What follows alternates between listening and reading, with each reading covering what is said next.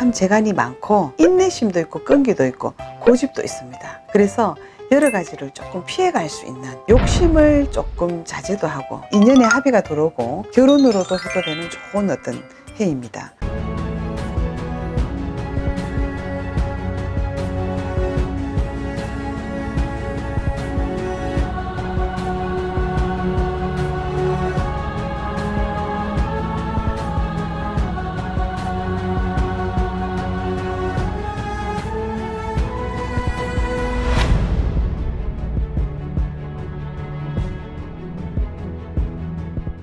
선생님 안녕하세요. 네, 안녕하세요. 걸리도 의사 세암정신당입니다. 오늘 주제는 또 선생님께서 별로 안 느껴 하실 수도 있지만 올해 2020년 하반기에 대박나는 띠나이. 네.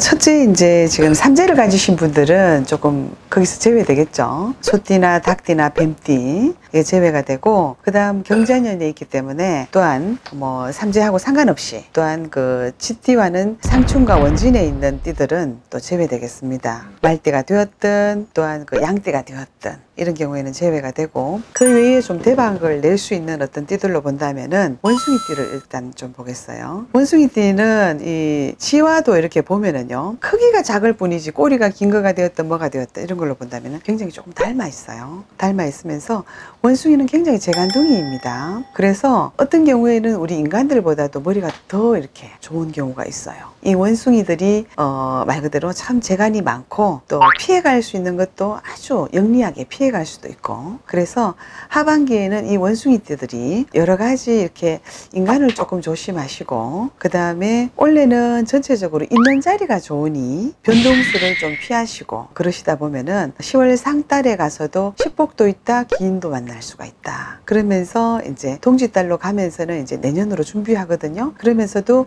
이 원숭이들은 항상 계획하고 미리 준비하는 어떤 습관이 있어서 동지를 갈 쯤 되면은 벌써 내년을 준비합니다. 그러면서 내년에는 어떤 것을 또 준비를 할까, 계획을 할까, 원숭이띠들이 조금 그렇게 준비하는 건성도 있고 먹을 것을 차곡차곡 챙겨 놓는 것이 있어서 원숭이띠들이 참 좋을 것 같고요.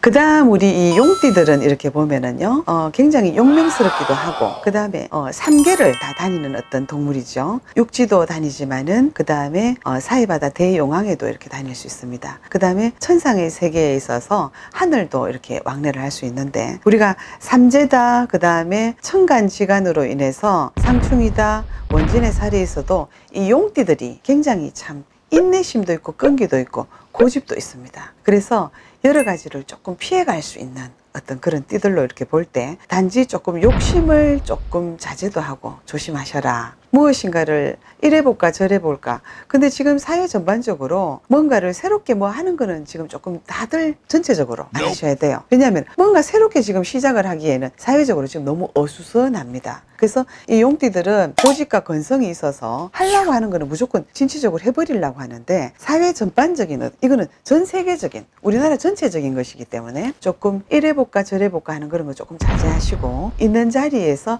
열심히 하시다 보면은 좋겠다, 이렇게 나옵니다.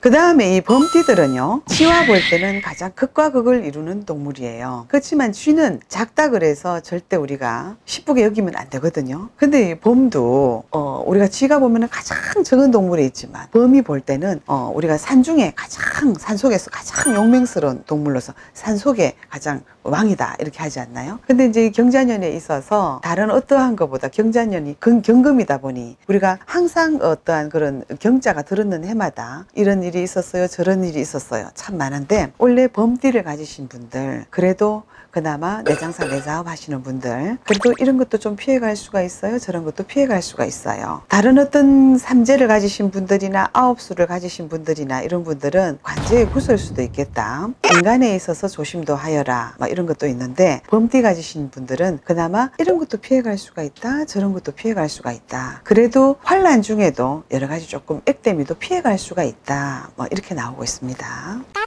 이 중에서 좀 가장 좋은 나이는 몇 살일까요, 선생님? 띠 중에? 네. 41살에 있는 원숭이띠 지금 좋고요. 그 다음 용띠들로 이렇게 볼 때는요, 57에 있는 용띠, 그 다음 범띠도 이렇게 볼 때는요 47에 있는 그 다음에 35살에 있는 병인생이 있는 호랑이띠들요. 그 다음에 용띠 33살에 있는 용띠 이런 분들은 좋은 인연의 합의도 들어옵니다. 합의도 들어와서 또 뭐 늦게 뭐 병인생 같은 경우에는 35살이지만 요새는 뭐 그렇게 늦지는 않습니다만은 인연의 합의가 들어오고 결혼으로도 해도 되는 좋은 어떤 해입니다.